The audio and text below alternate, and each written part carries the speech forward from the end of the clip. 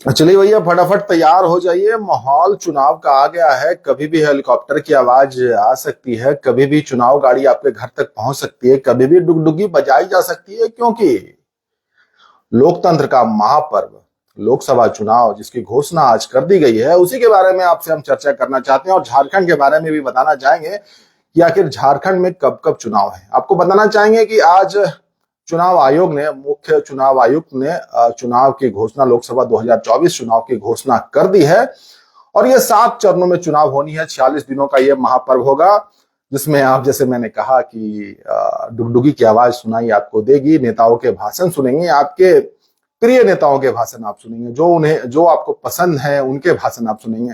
तो सवाल आपसे ही पूछ लेते हैं कि भाई आपके फेवरेट नेता कौन है, आपकी फेवरेट पार्टी कौन है, आप किसे वोट देना चाहते हैं, आप किसे चुनाव जितवाना चाहते हैं, लोकसभा चुनाव कौन जीतेगा। क्या लगता है जो भाजपा पिछले 5 सालों में कर रही है या देश के लिए उन्होंने किया है या विकास के जो भी काम उन्होंने किए हैं, राम मंदिर का मुद्दा, 370 का मुद्दा, कौन सा मुद्दा आपको लगता है कि बड़ा है, या फिर राहुल गांधी का न्याय यात्रा आपको लगता है बड़ा है, क्या बड़ा आपको लगता है, किस मुद्दे पर आप वोट करने वाले हैं, किस मुद्दे पर सरकार चुनने वाले हैं, आप सरकार रिपीट करने वाले हैं या कुछ प्रयोग करने वाले हैं, ये आपकी राय हो सकती है। क्योंकि जिस तरीके से आप मतदान करेंगे उस तरीके से आपकी राय भी हो सकती है। चाय पे, चौपाल पे, घर पे, चौराहे पे, गली में, सड़क पर अब चर्चाएं शुरू हो जाएगी, क्योंकि 7 चरण में चुनाव होने की घोषणा हो चुकी है। 2024 का चुनाव, लोकसभा का चुनाव, जिसको लेकर बातें चल रही थी, और ये हम आपको कह दें कि आज से आचार संहिता लग गया है, क्योंकि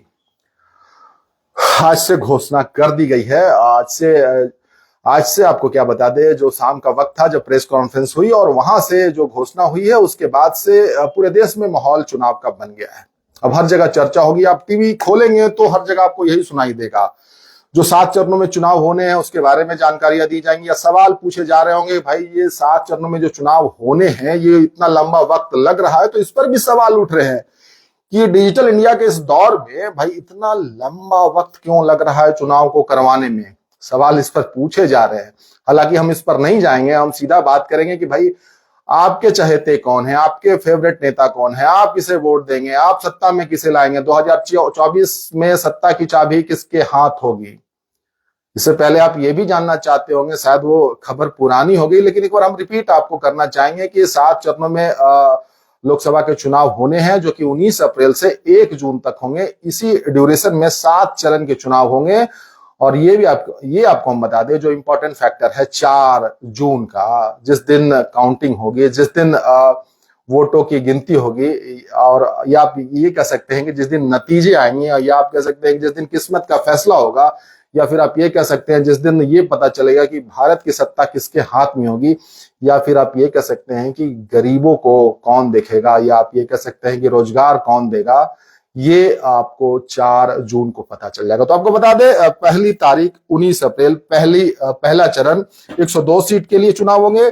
दूसरी तारीख 26 अप्रैल दूसरा चरण 89 सीट के लिए वोट डाले जाएंगे। तीसरा चरण 7 मई 94 सीट के लिए वोट डाले जाएंगे। चौथा चरण 13 मई 96 सीट के लिए वोट डाले जाएंगे। पांचवा चरण 20 मई 49 सीट के लिए वोट डाले जाएंगे। छठा चरण 25 मई 57 सीट के लिए वोट डाले जाएंगे। और 7वां और आखिरी चरण 1 जून, यहां भी 57 सीट के लिए वोट डाले जाएंगे। 4 जून को नतीजे आएंगे, फैसला हो जाएगा कि भाई सत्ता किनके हाथ में होगी। जैसे मैंने आपको पूछा, जैसे मैंने आपसे जानने की कोशिश की कि भाई सत्ता किसके हाथ में आप देंगे।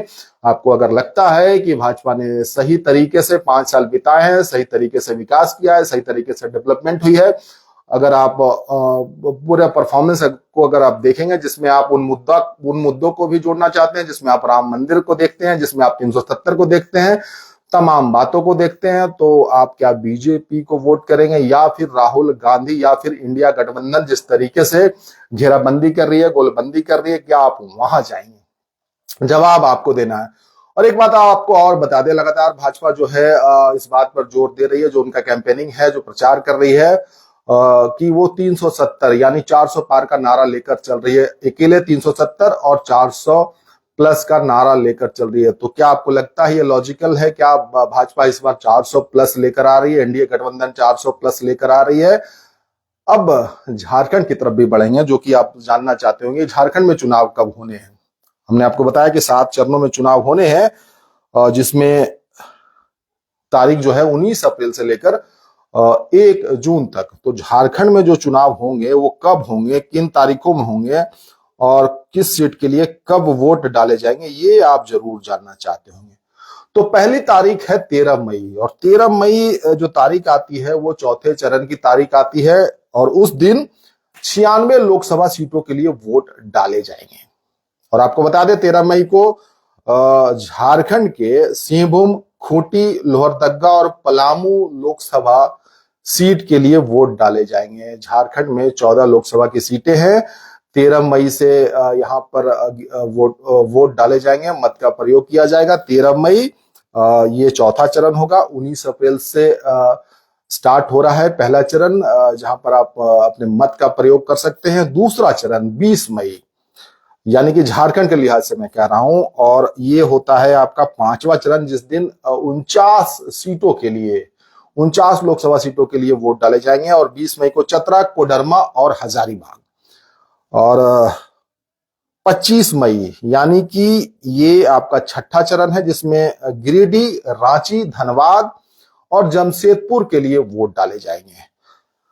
7वां और आखिरी चरण 1 जून, इस दिन झारखंड के गोड्डा, राजमहल और दुमका के लिए वोट डाले जाएंगे। तो झारखंड के 14 लोकसभा सीटों के लिए जो तारीखें हैं वो 13 मई यानी कि चौथे चरण से यहाँ पर वोट डाले जाएंगे, और अंतिम तारीख 1 जून है। 46 दिनों का ये मैराथन चुनाव होना है। 7 चरण का चुनाव, 4 जून को नतीजे, किस्मत का फैसला, भारत में नई सरकार या फिर वही सरकार जो अभी फिलहाल जो सरकार चल रही है, आपको बताना है। और झारखंड में कितनी सीटें भाजपा या फिर एनडीए गठबंधन जीत सकती है, ये भी आप बताइए। आपके फेवरेट नेता कौन है, ये भी आप बताइए। किन मुद्दों पर आप वोट देने जा रहे हैं, ये भी बताइए। या आप कंफ्यूज हैं कि भाई किन मुद्दों पर वोट दिया जाए। आप राम मंदिर पर देना चाहते हैं, आप 370 पर देना चाहते हैं, आप 3 तलाक पर देना चाहते हैं, या फिर जिस तरीके से भारत की उपलब्धि आप विदेशों में देखते हैं, जिस तरीके से भारत की कूटनीति नजर आती है, जिस तरीके से भारत विदेशों में मजबूत नजर आता है, आप किन मुद्दों पर वोट करना चाहते हैं। क्योंकि एक बात तो पक्का है, जिस तरीके से बीजेपी ने पिछले 5 सालों में अपने आप को पोजीशन किया है, सामने लोगों को रखा है, बड़े अच्छे तरीके से उन्होंने प्रोग्रामिंग की है। तो कहीं ना कहीं लोगों के बीच में वो चीजें जाती हैं, जिसमें राम मंदिर का मुद्दा कह लें या तमाम वो मुद्दे आप कह लें, जो कि बीजेपी बड़े अच्छे से उन चीजों को लोगों के बीच में रखती है। तो अब ये देखना होगा कि किस तरीके से लोग इसे पसंद करते हैं या नहीं करते हैं। चुनाव की तारीखों का ऐलान के बाद अब चाय के चौपाल पर, सड़क पर, गली में हर जगह हेलीकॉप्टर की आवाजें सुनाई देंगी। नेताजी भाषण देते सुनाई देंगे आपको। नेताजी आपको रिझाने की कोशिश करेंगे। अब वो जो सफेद जादूगरी उनकी होती है, सफेद सफेद कपड़े आपको नजर आएंगे, जिसमें अलग अलग तरीके से आपके ऊपर शब्द भेदी बाण छोड़े जाएंगे, जिसमें रोजगार की बात आएगी, जिसमें तमाम मुद्दों की बात आएगी, गरीबी की बात आएगी, जिसमें महंगाई की बात आएगी, जिसमें देश विदेश की बात आएगी, जिसमें पाकिस्तान की बात आएगी। तमाम वो मुद्दे आएंगे। मतलब कुल मिलाकर हमारा ये कहना है कि उन भावनाओं को छेड़ा जाएगा, टच किया जाएगा। कुछ सही होगा, कुछ गलत होगा, कुछ जगह पर होगा, कुछ निशाने पर होगा, कुछ चूक जाएगा, लेकिन कोशिश यही होगी कि मतदाताओं को रिझाया जाए। क्योंकि यही ये मौसम है जिसमें जिसमें आप राजा हैं, आप किंग हैं, यानी कि जो मतदाता है वो राजा है। उनको पूजा जाता है, क्योंकि आपके सामने हाथ जोड़ा जाता है। तो यही एक मौका होता है जो आप कुछ भी कह सकते हैं। आप अपने नेता जो आपके पास आते हैं उनसे सवाल जवाब पूछ सकते हैं, क्योंकि 5 साल आपको फिर मौका नहीं मिलता। तो इस वक्त आप पूछ भी सकते हैं जो आपके पास जो चीजें हैं, जो आपके जहन में चल रही, जो आपके दिमाग में चल रही। बाकी चुनाव को लेकर आपके बीच में आते रहेंगे, आपसे कुछ ना कुछ गुफ्तगू करते रहेंगे। चुनाव का मौसम है, तो चुनाव के मौसम में क्या मिजाज होगा ये मतदाता डिसाइड करेंगे। बाकी सबकी तैयारियां चल रही हैं, जबरदस्त तरीके से चल रही हैं। टीवी खोलेंगे तो डिबेट चल रहा होगा, टीवी खोलेंगे तो भौकाल चल रहा होगा। हर एक पार्टी के वहां पर प्रवक्ता बैठे होंगे और अपने अपने पार्टी को डिफेंड कर रहे होंगे, या पार्टी को लेकर उनका गुणगान कर रहे होंगे।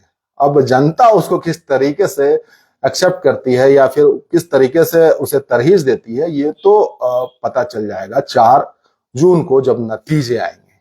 बाकी सबकी तैयारियां हैं, सब तैयारियां कर रही है। भाजपा थोड़ी अपर हैंड में नजर आती है क्योंकि उनकी तैयारियां जमीन पर नजर आती है, या आप कह ले सीटों को अनाउंस करने को लेकर, या फिर आप कह ले तालमेल को लेकर। या हो सकता है आपको बायस अप्रोच लगे जो मैं ये बातें कर रहा हूं, लेकिन ये सच है। आप देखेंगे कि किस तरीके से भारतीय जनता पार्टी अपने अलायंस को लेकर चल रही है, या फिर वो समझौते के करीब होती है, या फिर सीटें उनकी सामने दिखाई देती है। आप देखिए ना, बंगाल आप देखिए किस तरीके से कांग्रेस वहां पर नहीं कर पाई अलायंस। बाकी बहुत सारे एग्जाम्पल है, पंजाब आप देख लीजिए। बाकी आप बताइए, आपको क्या कुछ लगता है चुनाव को लेकर? ये सेशन काफी लंबा हो जाएगा। सेशन सिर्फ इसलिए था कि हम आप तक इंफॉर्मेशन पहुंचा पाए कि चुनाव का बिगुल डंका बज चुका है, शंखनाद हो चुका है, और चुनाव बस 19 अप्रैल से शुरू होने वाले हैं। आचार संहिता लग चुका है, और आप मतदाता हैं, आप राजा हैं, और आप अभी अपने आप को महसूस कर सकते हैं कि भाई हम जो चाहें वो कर सकते हैं, क्योंकि आपके पास एक वोट का अधिकार है, और वो उसे आपका आप कह सकते हैं कि वो कुबेर का खजाना है, और उसके लिए लोग आपके पास हाथ जोड़ कर आएंगे। बाकी मिलेंगे फिर।